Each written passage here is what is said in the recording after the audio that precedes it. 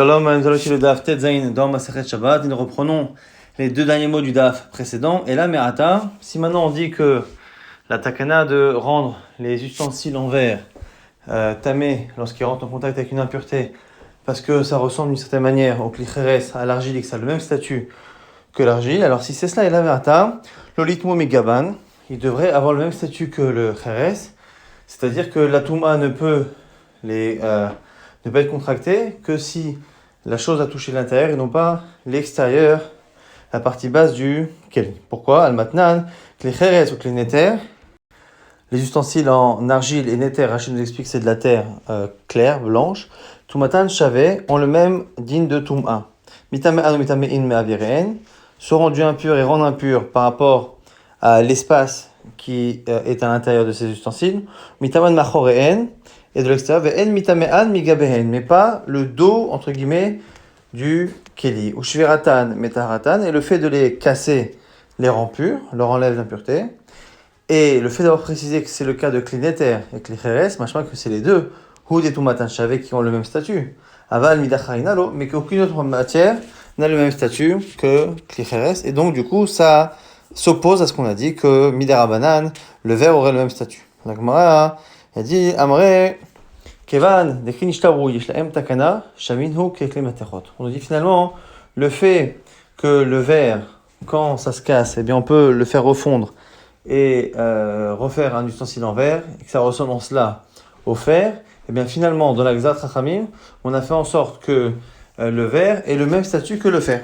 Et donc finalement, c'est pas qu'on lui a donné le statut Midarabanan de Cheres, mais on lui a donné le statut de matechot, des métaux. La Gemara dire si c'est cela. Et là, Me'ata, Yachzeru le Tumatan, Yeshana, que les matechot, si c'est cela, il devrait y avoir un din dans le verre qui existe dans les métaux. Quoi? Que lorsqu'un keli est impur en métal et qu'on le détruit, il perd effectivement cette impureté. Par contre, si on reconstruit l'ustensile avec les mêmes morceaux, l'impureté revient. On verra que c'est un din qui a été inventé par les sages, mais ce din-là existe. Or, on voit que ce n'est pas le cas pour le verre, et donc c'est un problème. C'est un problème parce qu'on ne voit finalement pas à qui ressemble vraiment le verre. C'est marqué dans une Mishnah d'Itnan, Klematechot, Pshuteen ou Kabehen, Tmein. Que ce soit les objets plats en fer, enfin les planches ou même des contenants, sont Tmein, peuvent devenir impurs. Nishberu, Taharu. Dès qu'on les a cassés, ils deviennent purs. Chazav Asamein Kelim. Dès qu'on en refait des ustensiles, Chazru Litumatan, Ishana, ils reprennent l'impureté qu'ils avaient à l'origine.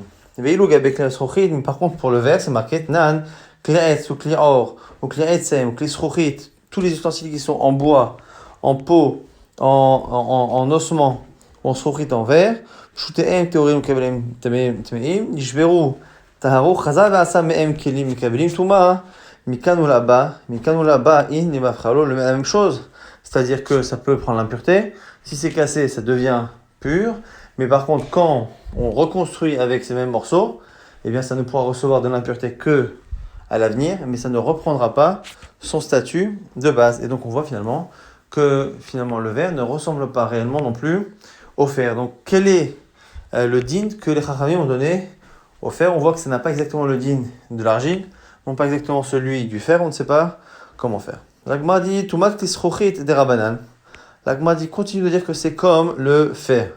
Simplement, comme c'est que les Chachamim qui ont dit que c'était impur, et que le din qu'on a dit dans les métaux c'est Minatora, mais ce din-là, que ça reprend l'impureté de base quand on reconstruit le keli avec les morceaux, et Touma Yeshana de Rabanan, et bien, Touma de Oraita, Achituba Rabanan Tum'a, mais Touma de Rabanan, Lo Achitula Rabanan Tum'a, ils n'ont pas fait de Xerot. Le fait de dire que lorsque le keli est reconstruit à nouveau, il reprend une impureté, c'est un din des Rabbanan qui n'ont fait que sur une Touma qui elle-même était existante à la Torah. Mais si on est dans du verre, où la première impureté qui existe, elle n'existe pas au niveau de la Torah, c'est les sages qui l'ont inventé, ils n'ont pas fait une deuxième takana de dire que même dans le verre, où l'impureté de base elle est des Rabbanan, quand on le casse et qu'on le reconstruit, on va recréer encore une impureté des Rabbanan, une deuxième, ça fait un peu trop. Ça, c'est pour dire que finalement c'est comme le fer, à une exception près qu'on n'a pas fait Xera l'Exera. Shute'em ya litma. La Gemara dit, alors si c'est ça, quand même, ça devrait être comme le fer que les pshute'em, c'est les plaques, les choses plates donc les plaques de fer, elles sont tméot, on devrait dire pareil donc pour le verre. Pourquoi des apshouté klematechot d'oreita? Parce que le fait qu'une une tôle de fer comme ça, eh bien, reçoive de la touma, c'est d'oreita. Et donc, l'équivalent dans Srouchit devrait être interdit. Avdebehu Rabanan Ekera, Kiri Delo Lischof, Alayhu, Trouma au Kodashim. La Gemara nous dit finalement, eh bien, on a fait exprès de faire une incohérence dans la lacha du Srouchit du verre, de peur que les gens croient que finalement, l'impureté qui peut arriver à un Keli Srouchit est Minatora, et que du coup, si ça touche de la Trouma elle est un peu Minatora, et qu'on la brûle, alors qu'en fait, on ne doit pas la brûler, on doit la laisser en suspens, parce que finalement, le din n'est pas Minatora. Donc, pour que les gens comprennent que ce n'est que des Rabbanan, on a fait une incohérence, que finalement, c'est comme le fer, mais que finalement, sur un point, on ne lui a pas donné le même statut. Donc, on tourne la page. Ravashi propose Amal Olam les Klicheres Damou. Lui reprend le premier pshat de dire que finalement, Mida Rabbanan, c'est un din de Klicheres d'outils en argile.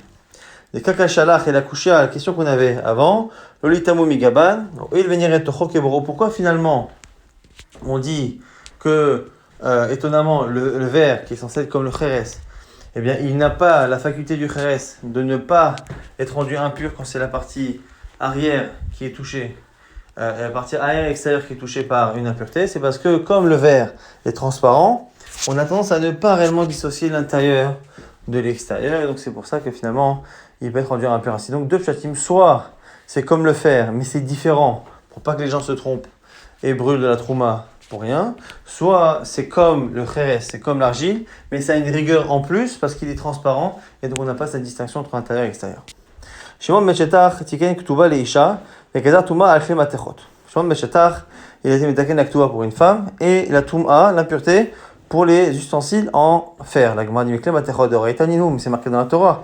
C'est marqué là-bas, l'or, l'argent, tous les métaux sont impurs. La Gemara répond, le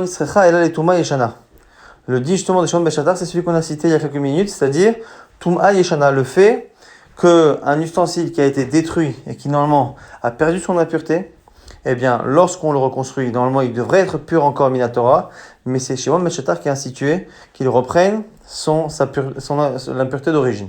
Pourquoi dans Maravuda Marar, Masé Bechel Tzion Amalka, on rapporte l'histoire là-bas de la reine Salomé, Sha'asta Mishte Levena, qui a fait un mishté, un repas pour son fils, mais il met Ukol Kelea, et les ustensiles ont été en contact avec de l'impureté, Shavartan, Tanam Letsoref, elle a été obligée de les casser et de les faire fondre à nouveau. Veritran, Ve'asa Me'en Kelim Chanashim, et elle en a fait de nouveaux ustensiles. Chachamim Yachzeru Letumatan Yeshana. Donc, ils ont dit, les Chachamim, que finalement, ça reprend l'impureté d'origine. La Gemara se pose la question, pourquoi? Alors que Minatora, il n'y a pas de problème, pourquoi les Chachamim ont fait cette takana? Maïtama, la Mishum Geder Mechatat Nag'uba. On nous propose de dire que c'est à cause de Mechatat, de peur que lorsque l'ustensile est en contact avec un mort, au lieu d'aller rendre le keli impur en utilisant les eaux de Mechatat, les eaux de la paradouma pour rendre pur le keli, les gens vont préférer casser le keli, puisque Minatora ça marche, et du coup on n'utilisera plus Mechatat. La Gemara dit attends, Anichaleman Damar, Lo lechol atumot, amrou, et là les tumatamet, bilvad, amrou, shapir.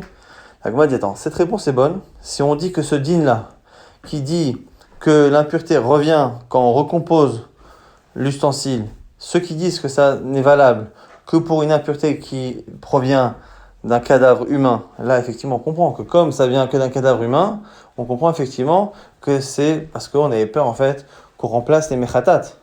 Mais là les mandama, les cholatumot amrou, il y en a qui disent que quelle que soit l'impureté contractée par le keli, quand on le reconstruit, il reprend l'impureté qu'il avait à la base. Et donc du coup, maïka mema. La Gemara dit amar Abaye xerashema lo ekovenu bechete tahorato. On a peur que la personne ait de la peine pour son ustensile et qu'elle n'ose pas le détruire complètement. Pour détruire un ustensile et qu'il devienne pur, il faut faire un trou suffisant pour qu'il ne puisse plus contenir ce qu'il a l'habitude de contenir. Et on a peur que la personne n'ose pas y aller jusqu'au bout et du coup qu'il ne soit pas réellement pur. Rava propose xerashema yomru tvila bat yoma. Oh là là, de peur que les gens disent que la tvila du jour fonctionne. Selon Rava, on a peur que les gens se trompent, ne sachent pas que l'outil a été détruit et reconstruit, et que les gens voient finalement qu'il a été rendu impur le matin, et qu'on le réutilise quelques heures après dans la journée, et qu'il croit qu'il a été trempé, et qu'il croit que le fait d'avoir été trempé, ça a fonctionné dans la journée même, alors qu'en fait, il faut attendre le coucher du soleil. Donc, de peur que les gens se trompent, on a préféré créer une impureté des Rabbanan si on reconstruit l'ustensile. La Gemara dit Maï Kabenayu. Quelle est la différence qu'il y a entre les deux réponses? La Gemara dit Kabenayu, dans le cas où finalement on a refait fondre le Keli. Si on a fait refondre le Keli, eh bien les gens ne savent toujours pas ce qui s'est passé. Donc ils ont lieu de se tromper, donc du coup ça devrait être interdit. Mais si on dit que le problème de reconstruire un Keli, c'est de peur que la personne ne le détruise pas complètement, dans le cas où on fait refondre, ça devrait complètement être autorisé. Donc c'est la nafkamina qui est entre les deux Shatim, celui d'Abaye et celui de Rabat. Veidar, une autre des 18 halachot qui a été instituée là-bas, Veidar Maïhi, c'est quoi? Ditna la manière Kelim Tachat Atsinor, et Kabel Bahem Mekshamim, celui qui met sous une gouttière un ustensile pour récolter de l'eau de pluie.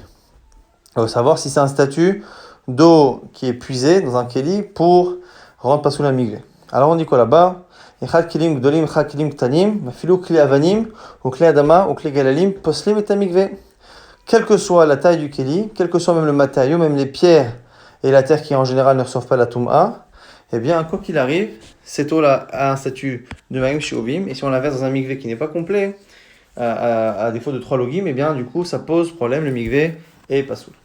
Khadamia, Mechadashachar, qu'il la pose de manière consciente ou qu'il oublie d'enlever l'ustensile et qu'il prenne l'eau, c'est pareil.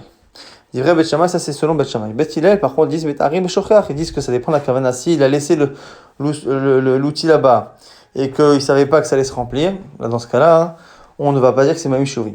Amar Rabbi Meir, Nimnu Verabu Bet Shammai al Bet Hillel, Umodim Bet Shammai Beshochach, et on a finalement compté, on a vu qu'il y avait plus de Bet Shammai que de Bet Hillel, mais Bet Hillel, Bet Shammai quand même sont d'accord que Beshochach Bechatzer, Shehut, alors que dans une cour, si on a oublié, c'est Tahor.